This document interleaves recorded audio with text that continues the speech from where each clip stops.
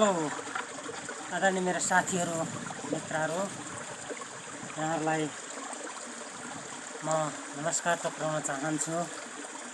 विशेष गरेर आज म फेरि यहाँ कन्टेन्टको लागि आएको छु अनि साँच्चै नै अहिलेको परिस्थिति र माहौल अनुसार धेरै साथीहरूले भन्नुहुन्छ राजा आऊ देश बचाऊ, राजा आऊ देश बचाऊ। अनि राजा आऊ देश बचाऊ भनेर राजा माग गरिरहेको छ। राजा वास्तवमा राजतन्त्र भनेको साथीहरू ठुलाका लागि चैन, सानाका लागि ऐन। अनि खुसी लाग्छ म एक हिसाबले हेर्ने भने, एक हिसाबले हेर्ने भने दुःखका कुरा पनि हो। यो ठुला बडाका लागि चाहिँ एकदम खुसीको कुरा हो। अनि 2036 सालदेखि यतासम्म नेपालमा भूमि सुधार लागू भएको थिएन। त्यति बेला यो पूर्वमा अधिकांश मूलवासीहरू किराँती जातिहरू चाहिँ भूमिपुत्र भए कारणले यहाँको खोलाको, जङ्गलको, जमिनको, घरको, खेतको बारी जतिको छ अनि कर, अर्को कुरो राजस्व अथवा जीएसटी जे भने तापनि त्यति बेलाको समयमा चाहिँ रकम भन्दै थियो। रकम अनि त्यसको लागि चाहिँ पगारी भन्ने एउटा चाहिँ संस्था खडा गरेको थियो अनि त्यो जिम्मेवारले अनि रकम चाहिँ उठाएर खाने गर्दथ्यो। अनि साँच्चै म पनि यस ठाउँको भूमिपुत्र, पूर्वको भूमिपुत्र भएको कारणले गर्दाखेरि 2001 देखि लिएर 2026 सम्म चाहिँ दरबारसँग चाहिँ मेरो फ्यामिलीको चाहिँ राम्रो सम्बन्ध थियो। अनि 36 सालदेखि चाहिँ भूमि सुधार लागू भयो। त्यहाँसम्म चाहिँ त्यहाँदेखि उताको चाहिँ जमिनको, जङ्गलको जे जति छ, खोलाको जे जति उत्पादन हुन्छ त्यसको कर चाहिँ, त्यसको रकम चाहिँ उठाएर खानु चाहिँ दरबारले दिएको अधिकार थियो है। अनि बाजेहरू चाहिँ दरबारसँग राम्रो सम्बन्ध थियो। अनि साँच्चै नै साथीहरू त्यति बेलाको हाम्रो बाउ र बाजेको जीवन चाहिँ लाइफ स्टाइल चाहिँ एकदम राम्रो थियो। किनभने उहाँहरू एउटा छोटा राजा भएर यस ठाउँमा जीवन चलिरहेको थियो है। अनि त्यसपछि 36 सालदेखि यता भूमि सुधार लागू भयो। त्यो करहरू उठाएर खाने चाहिँ मनाइ भयो। सिधै त्यो चाहिँ केन्द्रीकृत भयो। त्यो चाहिँ सिधै केन्द्रले उठाएर लाने भयो थोरै मात्रामा। अनि 36 सालदेखि यताको इतिहास, बाबुबाजेको इतिहास, शाही खानदान परिवारले दरबारले दिएको अधिकार चाहिँ के थियो भने जति बेला दसैँ आउँथ्यो, दसैँमा चाहिँ हाम्रो बाबुबाजेहरूलाई क्षेत्री बाहुनहरू जति चाहिँ नेवार जाति, क्षेत्री बाहुनहरू जतिले राई मान्नु आउँथ्यो है। राई मानेन भने उनीहरूलाई चाहिँ कडा दण्डनीय हुन्थ्यो। अनि राईको हातबाट चाहिँ उनीहरूले एउटा ब्लेसिङ पाउनुपर्ने हुन्थ्यो, आशिष पाउनुपर्ने हुन्थ्यो। अनि त्यो उनीहरूले राई मान्न आउनुपर्ने।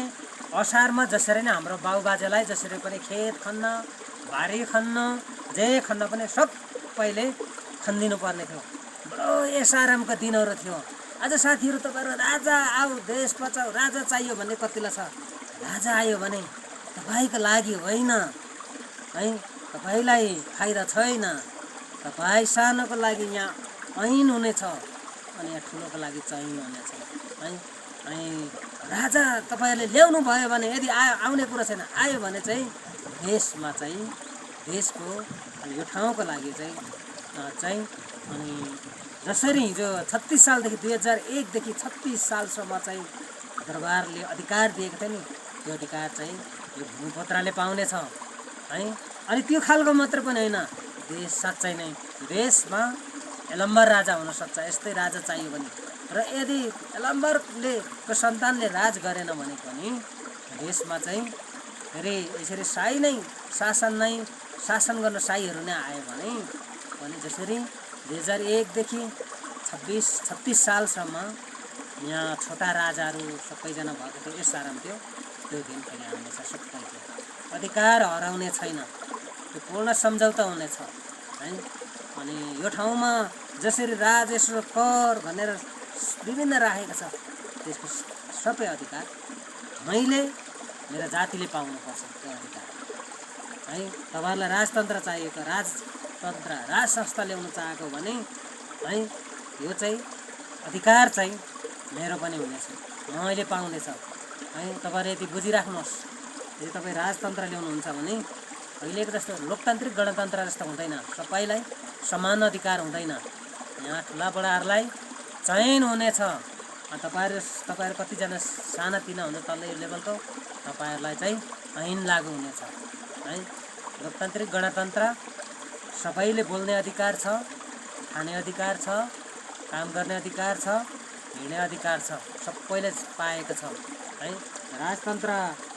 आयो भने त्यो हुनेवाला छैन 2001 देखि इतिहास पल्टाएर हेर्न भने अनि यो ठाउँको है पूर्ण अधिकार भूमिको अधिकार चाहिँ मेरो बाबुबाजेले पाएको थियो है दरबारसँग राम्रो सम्बन्ध थियो है आज मैले कुनै ठाउँमा जङ्गलमा ठुलो गरेर शिकार गर्नु पर्यो भने मैले पाउँदा राज्यले दिँदैन है अनि त्यो त्यति बेलाको राजतन्त्रको हिसाब अनुसार चाहिँ अनि सबै शिकार गर्ने ढाकटुकै गर्ने त्यो अधिकार त्यो चाहिँ हामीले पाएको थियो है हामी चाहिँ यहाँको शासक थियो है भन्छन् छोटे राजाहरू अनि हिजो भने हिजो हाम्रो बाबुबाजेहरू छोटे राजा थियो है रकम तिरेर उठाएर तिर्थ्यो अनि त्यो उठाएर खान्थ्यो अधिकार दिएको थियो अनि त्यसै गरेर खेतबारी सिजनअनुसार सबैले सघाउनु पर्ने थियो राई मान्नु पर्ने थियो है मैले थाहा पाउँदा सुत्दा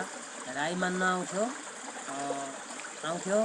त्यो करहरू उठाएर हाम्रो बाबुबाजेहरू खान्थ्यो है प्रत्येक घरको धुरी कर उठाएर खान्थ्यो है जग्गाको है त्यसलाई भन्छ रकम त्यो रकम उठाएर खान्थ्यो अब राजतन्त्र यदि आयो भने फेरि हामीले रकम उठाएर खान पाउनेछ धन्यवाद।